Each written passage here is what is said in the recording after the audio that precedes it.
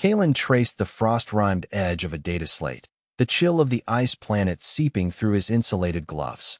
Outside the viewport of their buried habitation module, the aurora borealis painted the sky in sickly greens and violets, a beautiful backdrop for their slow demise. 3 years. 3 years since the Viridian had dropped them on this frozen rock, promising a new start on a world the consortium deemed uninhabited. A lie, as most things were. The air recyclers whined, a constant reminder of their dwindling power. His fingers hovered over the slate's surface, the faint glow illuminating the thousands of files he'd already cataloged: atmospheric readings, geological surveys, biological scans of the planet's sparse, alien flora. It was an obsession, this need to document everything, to create a perfect record of their existence. He wasn't just an archivist. He was a historian for a people who no longer had a history. Earth, their cradle, had been revealed as a galactic dumping ground, a penal colony for the worst beings across 100 sectors. They were the descendants of murderers, thieves, and tyrants, genetically imprinted with a stubborn streak that had kept them alive through centuries of alien imprisonment. Now, they were free and utterly alone.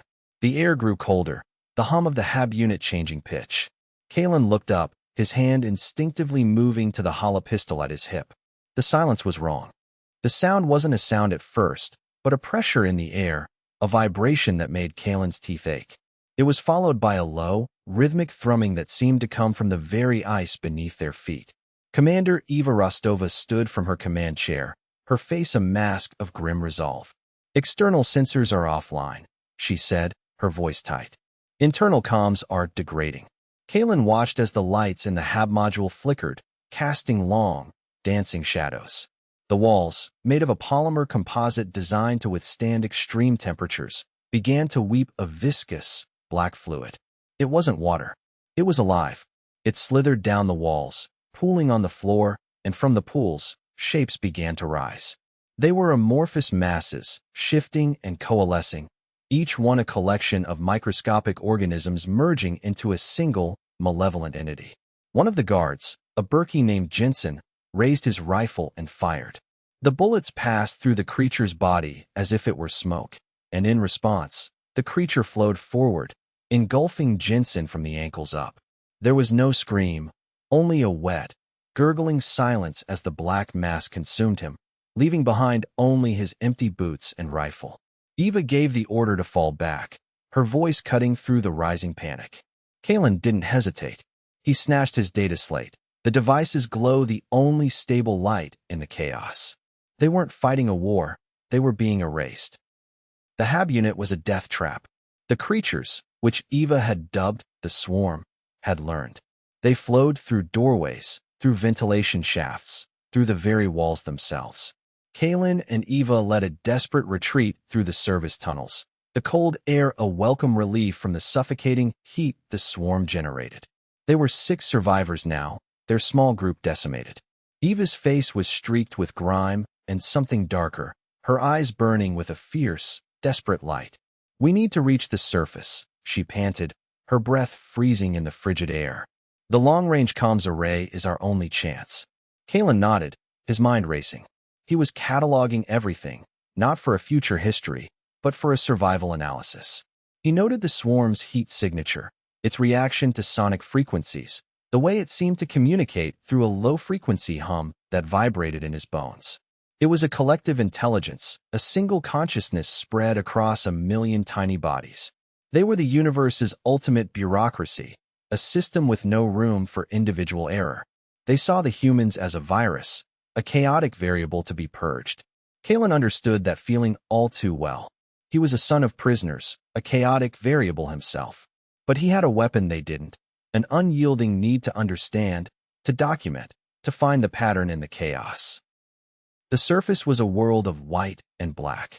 The aurora danced overhead, casting an ethereal glow on the endless expanse of ice and the strange, crystalline formations that dotted the landscape. The hab unit's exit was a gaping wound in the ice, a dark maw from which the swarm was already beginning to pour. Eva fired her sidearm, the shots creating brief, brilliant flashes against the darkness, but it was a futile gesture. They ran, their boots crunching on the frozen crust, the cold air burning their lungs. Kalen clutched the data slate, its screen a tiny beacon in the vast, alien night. He was recording everything: the ambient temperature, the radiation levels, the swarm's pursuit. He was building a map of their own destruction. Ahead, he saw it, the comms array, a spindly tower of alien alloy rising from the ice like a skeletal finger. It was their only hope. As they neared it, the ground beneath them began to shudder. The ice wasn't solid. It was alive. The swarm had burrowed beneath the surface, and now it erupted, a tidal wave of black, churning flesh. Eva shoved him forward, her face a mask of grim determination. Go. I'll hold them. Kalen didn't look back. He sprinted for the comms array, his heart a frantic drum against his ribs. Behind him, he heard the roar of Eva's weapon, followed by a sound he knew all too well: the wet, gurgling silence that meant another one was gone. The tower was cold to the touch, its surface covered in a fine layer of frost. He fumbled with the access panel, his fingers numb, the data slate clutched tightly in his other hand. The swarm was closing in, a tide of darkness flowing across the ice towards him. He could feel their collective consciousness pressing against his own, a silent, overwhelming force. He wasn't just being hunted, he was being studied. He slammed his hand on the activation switch. The array hummed to life, a series of lights blinking on its console.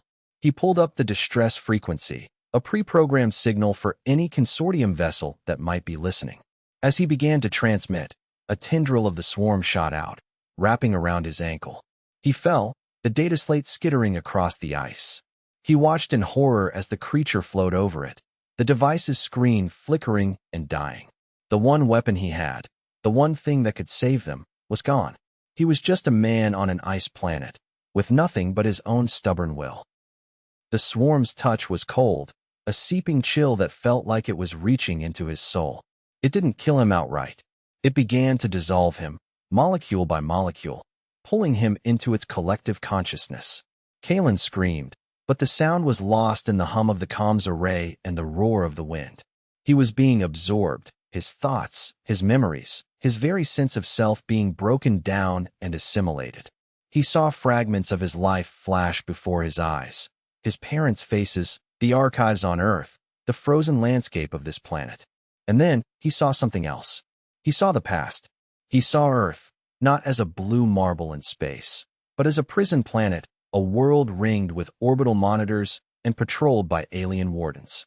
He saw the prisoners, his ancestors, being herded, interrogated, broken. But he also saw something the swarm didn't understand. He saw them refusing to break. He saw a man, his great-great-grandfather, staring down an alien interrogator, his jaw set, his eyes burning with a defiant fire. The interrogator offered him mercy, a way out of the suffering, if he would just give them the information they wanted. The man spat in the interrogator's face. "My name is Kalen," he said, his voice strong and clear. "And I am not yours to break." The memory surged through Kalen, a wave of defiant will that the swarm's collective mind couldn't comprehend. It was an individuality, a stubborn streak of humanity that the swarm, in its perfect, unified system, had no defense against. The swarm recoiled. The dissolution stopped. The cold touch receded. Kalen lay panting on the ice, the black mass of the swarm swirling around him, but not touching him. It was confused, its perfect logic encountering an anomaly it couldn't process, a single, unbreakable will. He saw it now, not as a threat, but as a rival. It was a collective, and he was an individual. It was order, and he was chaos. And in that moment, he understood his purpose. It wasn't just to survive. It was to make sure they were never forgotten.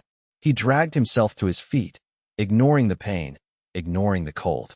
He stumbled over to the comms array, his hands finding the console again. This time, he didn't transmit a distress signal. He began broadcasting the archives. Not just the data he had collected on this planet, but the entire human archive. The history of Earth, the art, the music, the stories of the prisoners who refused to break. He broadcast it all, a torrent of chaotic, beautiful, defiant information directly into the swarm's collective consciousness. The tower's lights flared, a beacon of data in the frozen night. The swarm writhed, its form shifting, its hum rising to a fever pitch. It was being overwhelmed, its perfect system flooded with the unpredictable, illogical, and beautiful chaos of humanity. Kalen smiled, a bloody, triumphant grin. He wasn't just a survivor.